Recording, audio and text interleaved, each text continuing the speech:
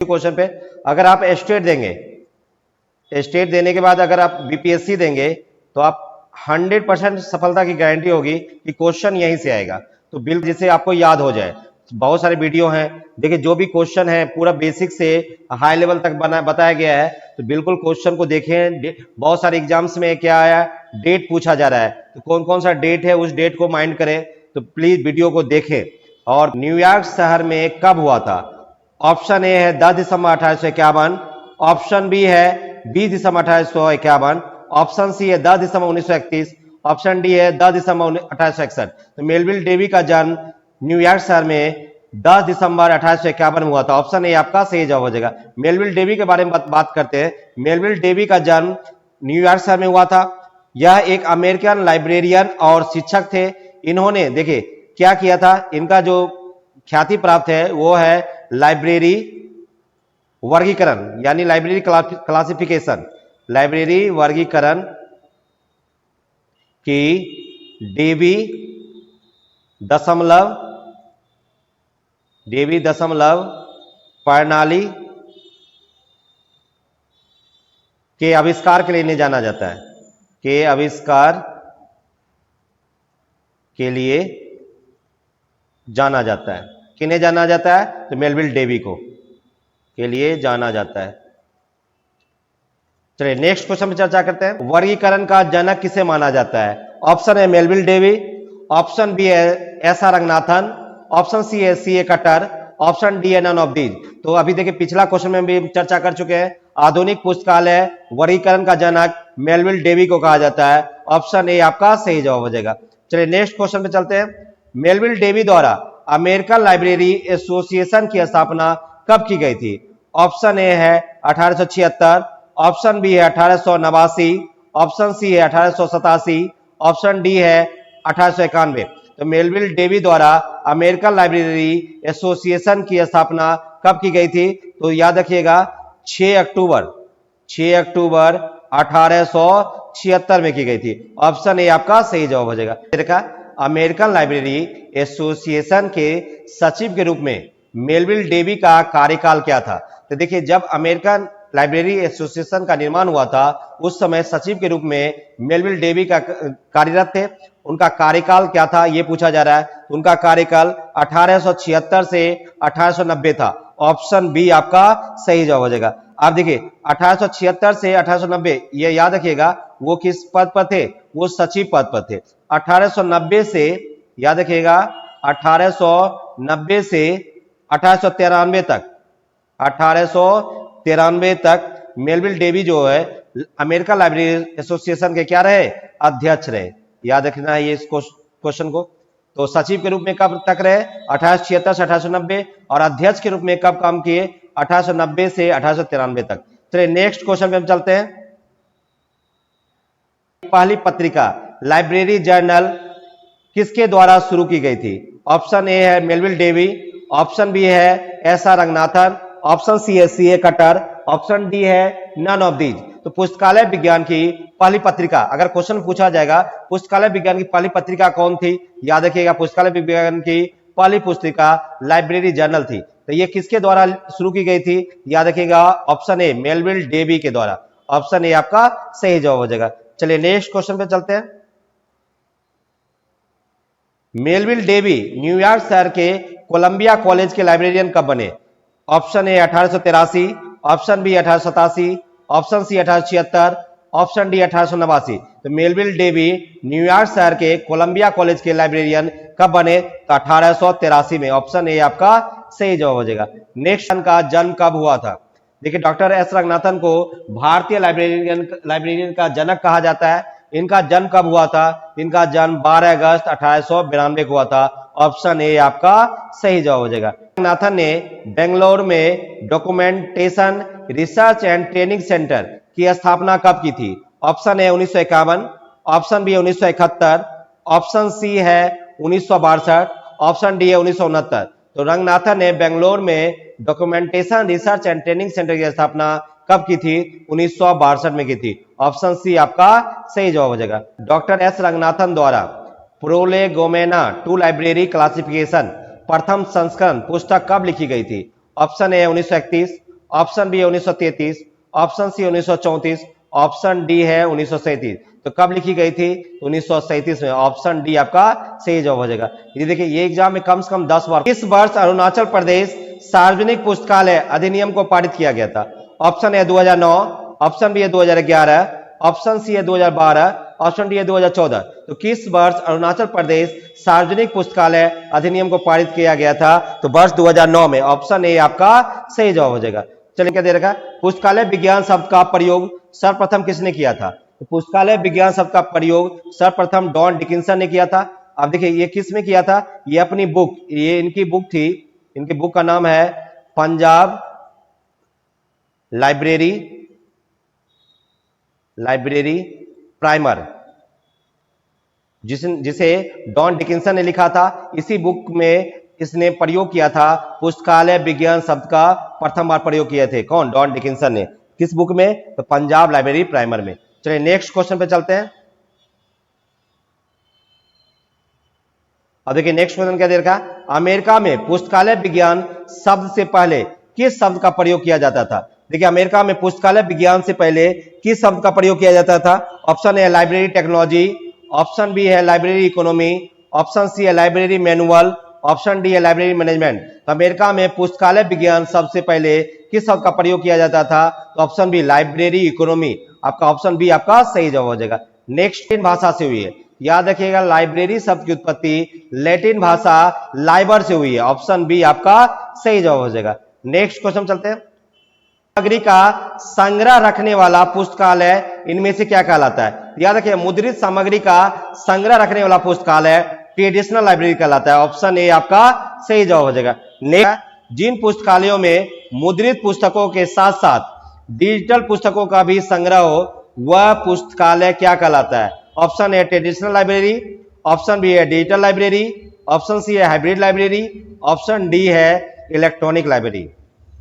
तो याद रखिएगा, जिन पुस्तकालयों में मुद्रित पुस्तकों के साथ साथ डिजिटल पुस्तकों का भी संग्रह हो, उसे हाइब्रिड लाइब्रेरी कहा जाता है। ऑप्शन सी आपका सही जवाब हो जाएगा। नेक्स्ट क्वेश्चन चलते हैं। रखने वाला पुस्तकालयों को क्या कहा जाता है? देखिए, इलेक्ट्रॉनिक शब्द जैसे यूज हुआ, वो डिजिटल से मतलब हो गया, यानी कौन हो गया? इलेक्ट्रॉनिक पठन सामग्री रखने वाला पुस्तकालय को डिजिटल लाइब्रेरी कहा जाता है। ऑप्शन बी आपका सही जवाब हो जाएगा। नेक्स्ट बार पुस्तकालय शिक्षा हेतु संस्थान की स्थापना के लिए इनमें से कौन उत्तरदायी है?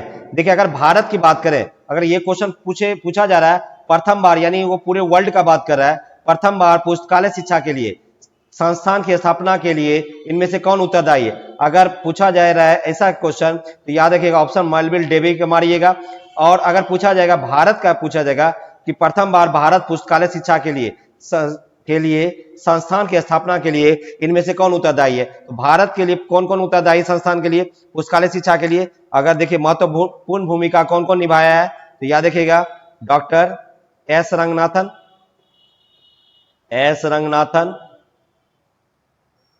दूसरा के.एम.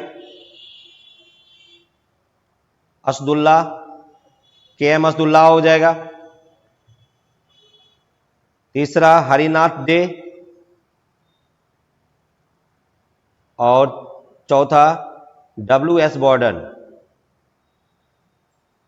W.A. बॉर्डन। अगर पूछा जाएगा भारत में, यही पूछा जाता तो ये इनमें से अगर कोई भी ऑप्शन आता मार देते। लेकिन अगर क्या है, प्रथम बार पुस्तकालय शिक्षा के लिए संस्थान की स्थापना के लिए उत्तरदायी है, यानी पूरे वर्ल्ड में पूछा जा रहा है, पूरे वर्ल्ड की बात हो रही है, तो मेलविल डेवी मारेगा। अगर भारतीय पूछा जाता, भारतीय में इन चारों ऑप्शन में से कोई एक मार देते। चलिए, नेक्स्ट क्वेश्चन पे चलते हैं। मैनुअल ऑफ लाइब्रेरी इकोनॉमी के लेखक कौन है? बहुत ज्यादा वीवीआई क्वेश्चन कर लीजिए इसको।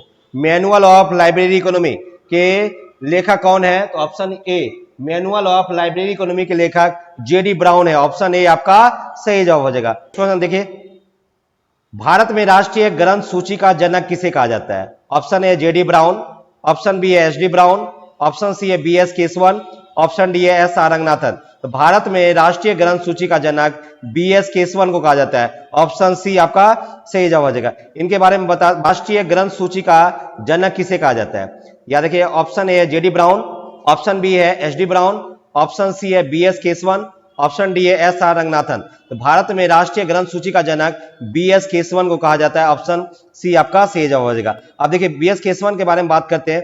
बी एस केशवन क्या थे? भारत के पहले राष्ट्रीय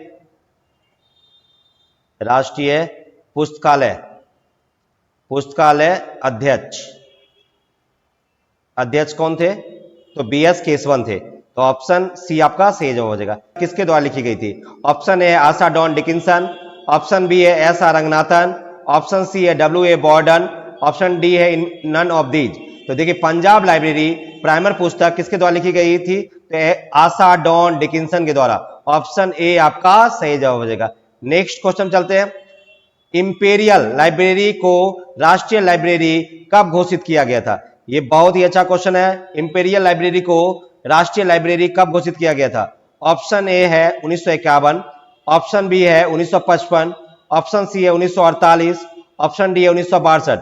इंपीरियल लाइब्रेरी को राष्ट्रीय लाइब्रेरी कब घोषित किया गया था? 1948। ऑप्शन सी आपका सही जवाब हो जाएगा।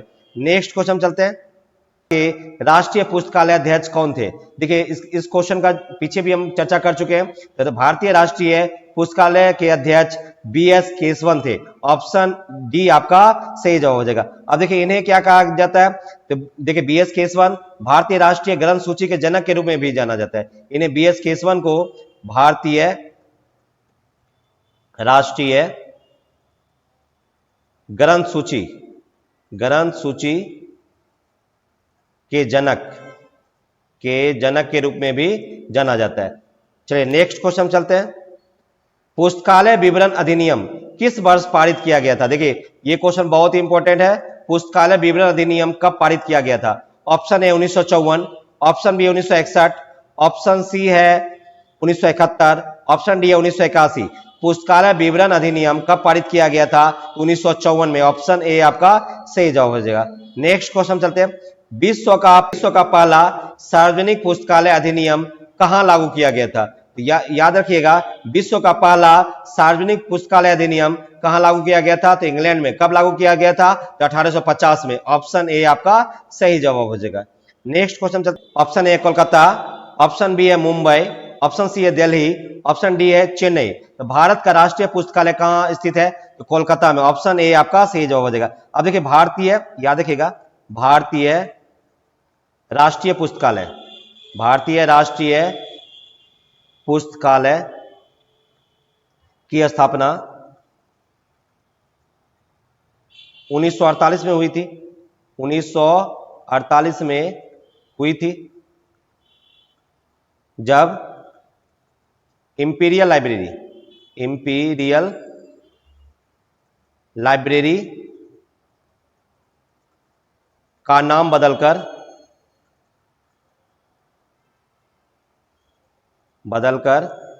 राष्ट्रीय पुस्तकालय रखा गया। राष्ट्रीय पुस्तकालय रखा गया या कर दिया गया था। अब देखिए इससे एक चीज और पूछा जाता है, इसे औपचारिक रूप से जनता के लिए कब खोला गया था? याद रखिएगा औपचारिक रूप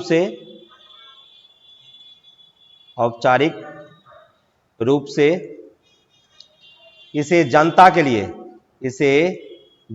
के लिए 1 फरवरी 1953 को जनता के लिए खोल दिया गया था। 1953 को जनता के लिए खोल दिया गया था। याद रखिएगा।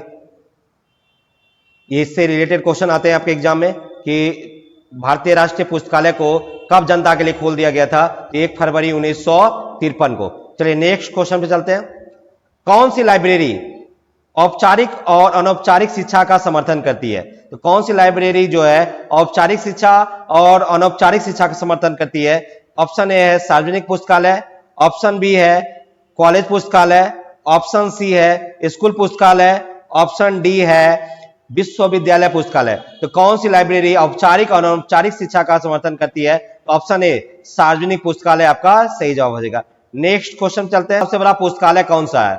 Option A National Library Calcutta, option B है the Library of Congress, option C है the British Library, option D है डाइट लाइब्रेरी। विश्व का सबसे बड़ा पुस्तकालय कौन सा है? विश्व का सबसे बड़ा पुस्तकालय द लाइब्रेरी ऑफ कांग्रेस है। वो ये कहां है? ये अमेरिका के वाशिंगटन डीसी में है। तो ऑप्शन बी आपका सही जवाब हो जाएगा। नेक्स्ट क्वेश्चन चलते हैं। भारत में सार्वजनिक पुस्तकालय प्रणाली किसके द्वारा विकसित की गई थी? तो याद रखिएगा, भारत में सार्वजनिक पुस्तकालय प्रणाली सियाजी राव गायकवाड़ तृतीय के द्वारा विकसित की गई थी। ऑप्शन ए आपका सही जवाब हो जाएगा। नेक्स्ट क्वेश्चन, प्रत्येक गांव में पुस्तकालय होने चाहिए, जैसे हमारे पास तालाब और कुएं हैं, ये किसका कथन है? ये है चिल्कामर्ती लक्ष्मी नरसिम्हन का। ऑप्शन डी आपका सही जवाब हो जाएगा। नेक्स्ट देखिए, नेक्स्ट वन क्या दे रखा है? दिल्ली लाइब्रेरी एसोसिएशन की स्थापना 10 मार्च डैश को हुई थी। तो याद रखिएगा, दिल्ली लाइब्रेरी एसोसिएशन की स्थापना 10 मार्च 1939 को हुई थी। ऑप्शन बी आपका सही जवाब हो जाएगा। देखिए, कुछ हम बात बताते हैं, जैसे आंध्रा देशा। देखिए, कुछ लाइब्रेरी एसोसिएशन जो बहुत ही फेमस है, उनके बारे में पूछा जाता है। देखिए, आंध्रा देशा पुस्तकालय की स्थापना कब हुई थी? याद रखिएगा 1914 में हुई थी। दिल्ली के बारे में तो बता ही दिए। महाराष्ट्र, याद रखिएगा महाराष्ट्र पुस्तकालय संघ, महाराष्ट्र पुस्तकालय संघ की स्थापना कब हुई थी? तो 1921 में हुई थी। गुजराती पुस्तकालय संघ या नहीं, गुजराती पुस्तकालय मंडल। देखिए, गुजराती पुस्तकालय मंडल, इसकी स्थापना कब हुई थी? इसकी स्थापना 1923 में हुई थी। अब पुस्तकालय संघ, इसकी स्थापना कब हुई थी? तो इसकी स्थापना 1929 में हुई थी। अब देखिए, दिल्ली के बारे में तो बता ही दिया गया। अब देखिए, एक चीज और पूछा जाएगा आपके बिहार के एग्जाम के लिए, बिहार पुस्तकालय संघ। याद रखिए, बिहार पुस्तकालय संघ की स्थापना कब हुई थी? तो 1955 को हुई थी। चलिए, नेक्स्ट वीडियो में हम और क्वेश्चन लाएंगे, ताकि आपकी जीत को हम सुनिश्चित कर पाएं, और आपकी जीत की सुनिश्चित करने में मेरा योगदान हो। तो प्लीज वीडियो को लाइक और शेयर करें, ताकि मेरा मनोबल और बढ़े कि मेरे वीडियो को आप पसंद कर रहे हैं। प्लीज वीडियो को लाइक और शेयर करें। जहां गलतियां हो प्लीज बताएं, ताकि नेक्स्ट वीडियो में हम और ज्यादा सुधार कर पाएं। तो प्लीज वीडियो को लाइक और शेयर करें। धन्यवाद।